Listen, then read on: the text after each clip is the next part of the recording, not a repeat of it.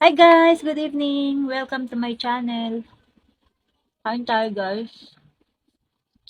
Namiss ko na ngayon mag-video. Tagal lang hindi ako nakapag-video. Ngayon kakain na ako. Kasi ang ulam ko ay masarap. Na masarap. Ayan. Favorite kong gulay. Upo with giniling. Ayan. Binili ko siya kanina dun sa work namin. May nagtitinda dun. Napakasarap siyang magluto. Kaya na. Bangos. Spanish. Spanish style ba? No? Ganun. Ganun siya guys. Ayan, bumili ako ng isang hiwa. Kain tayo guys. Dahil napakasarap nito. Siguradong mapaparami na naman yung kain ko. Hindi ko na susunod yung pagda-diet kasi ngayon, alam nyo na, December, sunod-sunod yung kainan. Ayan.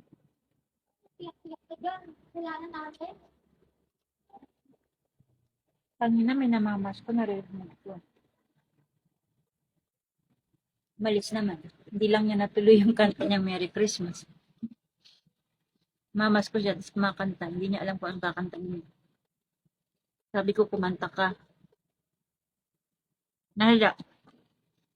Pagtingin ko, paglabas ng asawa ko, bibigyan na lang siya. Wala na, umalis na. Ganun ba yun? Namamas ko lang. May ganun. Tatlo ako kumain guys, pag nakaano, nakakamay. Parang kahit hindi, pag minsan masarap yung ulam mo, feeling mo sobrang sarap. Pero ito talaga, masarap talaga ito. Kasi napakasarap magluto si tatay. Saka yung mga menu niya talaga, parang pang resto. Parang mamahalin siya. Pero syempre yung price niya mababa lang naman.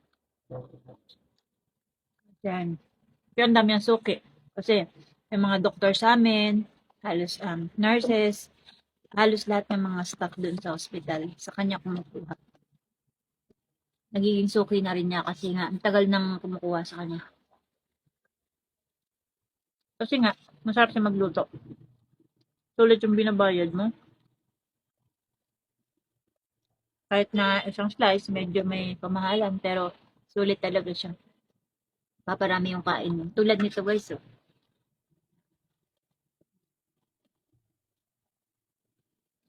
Sarap.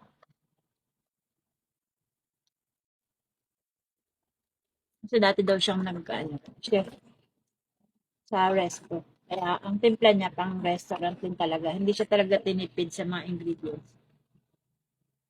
Kaya kahit bumili ka sa kanya, hindi ka magsisisi. Kasi hindi siya tinipid. Kaya marami siyang suki. Pagka nag-deliver siya, ubos agad yung paninda niya.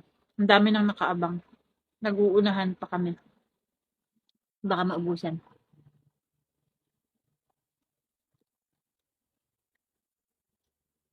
Kain tayo guys. So guys, thank you sa mga nagpa-follow sa akin ha. At thank you din sa mga nagla-likes sa videos ko at saka yung mga viewers. Thank you so much. Na-appreciate ko yun guys. Medyo busy lang. Kaya pa konti-konti lang yung pina-follow back ko kasi minsan hindi ko siya matutukan ng parang may tinik ba to? Hindi ko siya matutukan ng ano ng matagal kasi marami din akong ginagawa. So parang sinisingit ko lang. Ilan-ilan lang yung na-follow back ko. Pero lahat naman na-follow back ko. Lahat yan. Wala akong pinapalagpas. Yeah. So guys, wait lang kayo. Sa mga hindi ko pa na-follow back. Thank you so much. Tuloy-tuloy lang tayo guys. Yun nga, tulungan lang tayo. Sabi nga nila, sa may tiyaga, may nilaga. Dawal. Ako simple lang talaga ako, guys. Hindi naman ako maarte sa pagkain. Pero, kahit tuyo lang yan, kahit na... May bisyo, may ka na. Gusto nga, kahit kumain ako, may kape.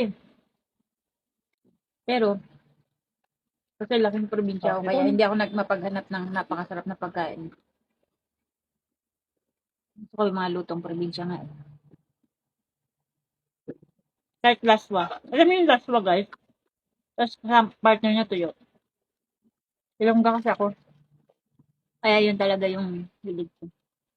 Kaya lang, syempre, hindi naman ako mahilig magluto dito ng gulay. Tsaka bihira lang magluto. Syempre, pag may work kasi, hindi ka naman laging nakakapagluto. Lalo na minsan, pag maraming ginagawa, asa ka na lang talaga sa bili.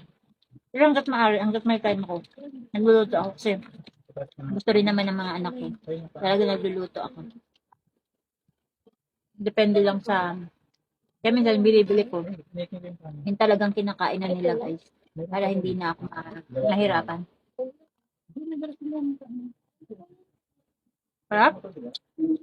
Ang sarap nitong Spanish na to. Kahit mas masarap pa siya yung nabibili ko sa lata. Ito sa'yo, Bons. Hati na lang tayo. Sarap. Asan na yung kanin dito kanina? Di? Sige. Guys, tingnan nyo. Taob na yung kaldero sa akin. Okay, talagang nasarapan ako sa ulam. Nasarapan ako, guys. Trisha, hindi ito na. Hati tayo sa Kaya lang busog kasi siya. Diba nag-chicken Trisha? Busog. Ako kakainin ko lang talaga itong tira. Yung bahaw, guys. Kasi nang hinaan lang ako nakita ko. Kasi ako may magtapo ng kanin. As long as na makakain ko pa siya at nare-remedyohan pa talagang kakainin kasi bawal yun ang tatapon ka ng pagkain. Iba nga dyan, nagdadampot ng pagkain para lang may makain. Diba guys? Kaya bawal yun. Kaya hanggat maaari, huwag tayo magtapon. Kung kaya pa pakinabangan kasi sayang. Biyaya yan.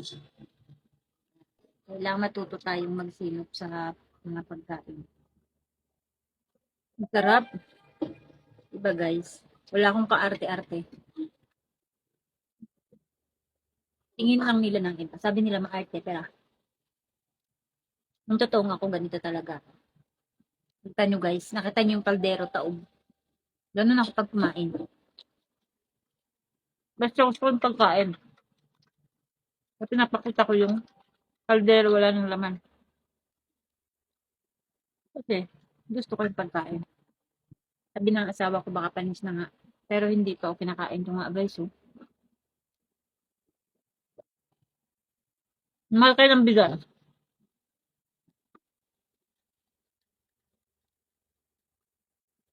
Mahal ng kilo. Pamahal ng pamahal yung bilihin. Kaya kailangan. Uminayang tayo sa pagkain. Na kaya pa naman kainin. Diba guys? Hindi naman kami mayaman eh. Para bumili at umorder lang.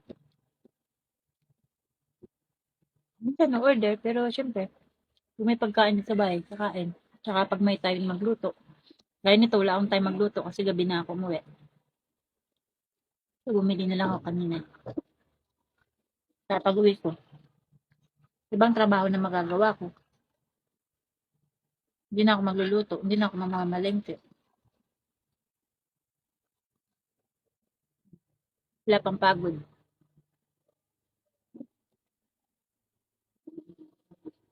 Thank you guys. Thank you sa pagsuporta. Thank you sa mga viewers ko. Sana wag kayo magsawa. So guys, simple lang yung buhay namin. Makakain lang kami ng 3 beses isang araw. Okay na yun. Kahit hindi, ganun kasarap yung pagkain namin.